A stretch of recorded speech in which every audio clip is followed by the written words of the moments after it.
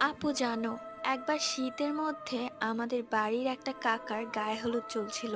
অনেক বড় সড়ো পার্টি, তাদের বাড়ির উঠান ছিল না, একটু ঝোপঝাড়। তাই বিয়ের জন্য সেই ঝোপঝাড় সব গাছগাছালি কেটে ফেলা হলো এবং ওই জায়গায় স্টেজ সাজানো হলো। সবাই উৎসব করছিল। ওই কাকার বোনের একটা মেয়ে ছিল, খুবই সুন্দরী। ও চুল খোলা রেখেছিল ওর সাজগোজে, তবে বাকিরা সবাই একই শাড়ি, একই মেকআপ। ও ছাড়া কারো চুল খোলা নেই। রাত অনেক হয়ে গেল, সবাই খেতে যায় কিন্তু ও খেতে যায় না। আমি ওর কাছে গিয়ে বলি, কি রে সিনথিয়া, তুই খাবি না? ও কোনো কথাই বলে না। আমি বললাম, কি রে, আজকে তোর ঢংটা একটু বেশি দেখছি, আয় খেতে আয়। এটা বলার সাথে সাথে ও আমার দিকে তাকালো। আমি ভয় পেয়ে গেলাম। বিশ্বাস করো, ওকে দেখার মতো ছিল না। ওর মেকআপ সব নষ্ট হয়ে গিয়েছিল, চোখগুলো লাল হয়ে গিয়েছিল।